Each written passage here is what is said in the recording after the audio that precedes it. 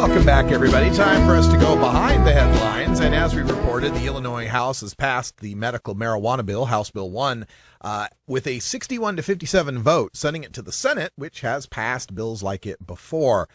This bill is exceptionally long. It's 212 pages long. I actually had to read the whole thing in preparing for this little behind the headlines. And fortunately, I've read lots of medical marijuana proposals, so some of it is boilerplate language that I recognize from many other proposals.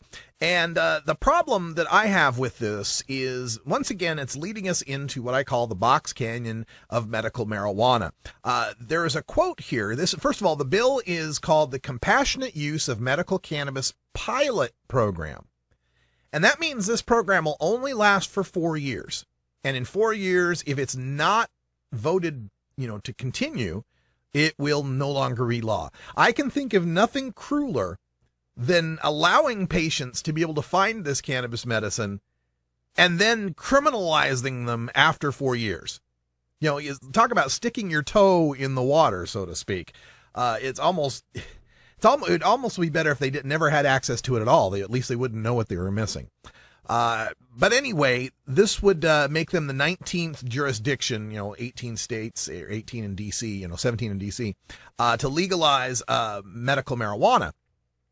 But like the bills that have all come out since New Jersey, D.C., Delaware, Connecticut, these proposals to legalize medical marijuana keep getting written in a more and more strict fashion, to try to keep as many people out of the program as possible, to make qualifying for the program as difficult as possible. And I just wanted to go over some of this. First of all, Dan Riffle, Deputy Director of Marijuana Policy Project, told CBS Chicago, quote, "Unlike California, you're not going to be able to doctor shop. You're not going to be able to walk into an office, pay $100, and leave 5 minutes later with a recommendation," end quote.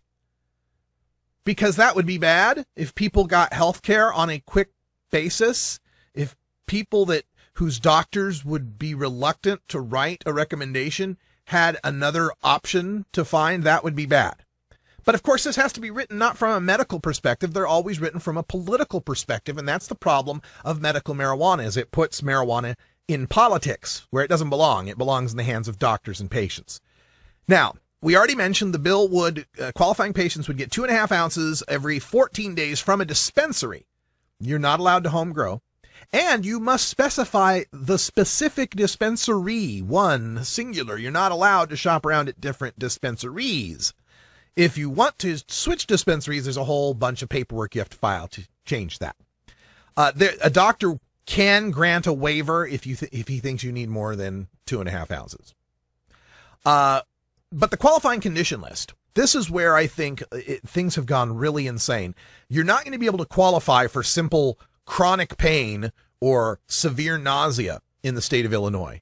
You must qualify under one of the following conditions: cancer, glaucoma, positive status for human immunodeficiency virus, acquired immunodeficiency syndrome, hepatitis C, amyotrophic lateral sclerosis, Crohn's disease, agitation of Alzheimer's disease, cachexia wasting syndrome, muscular dystrophy, severe fibromyalgia, spinal cord disease, including but not limited to arachnoiditis, Tarlov cysts, hydromyelia, syringomyelia, rheumatoid arthritis, fibrous dysplasia, spinal cord injury, traumatic brain injury, and post-concussion syndrome, multiple sclerosis, Arnold-Chiari malformation and syringomyelia, spinocerebellar ataxia, Parkinson's, Tourette's, myoclonus, dystonia, reflex sympathetic dystrophy, complex regional pain syndromes type 1, causalgia, complex regional pain syndromes type 2, neurofibromatosis, chronic inflammatory demyelinating polyneuropathy, Sjögren's syndrome, lupus, interstitial cystitis, myasthenia gravis, hydrocephalus, nail patella syndrome,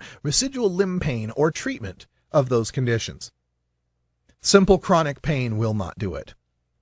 Here's some other details of the Illinois bill. Of course, you're not allowed to cultivate your own plants as a patient. You have to register which dispensary you're going to get your cannabis from.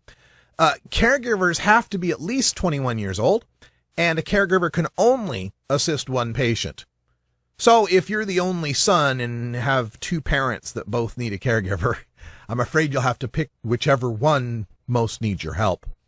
Caregivers can't have any drug felonies.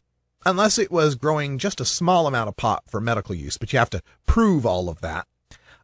Patients cannot use their medical cannabis, quote, knowingly in close physical proximity to anyone under the age of 18 years. So that would include your children. You're not allowed to use your medical cannabis in the close proximity of your children. They don't exactly define what close proximity is. Doctors can have nothing to do with dispensaries and vice versa, even recommending one another or anything. They can't, doctor can't say, hey, you can go to this dispensary or that dispensary. Dispensaries can't say, yeah, if you need a recommendation, go see this doctor or that doctor. And I can understand why they're doing that. The whole, you want to keep the pharmacy separate from the doctor. I get it.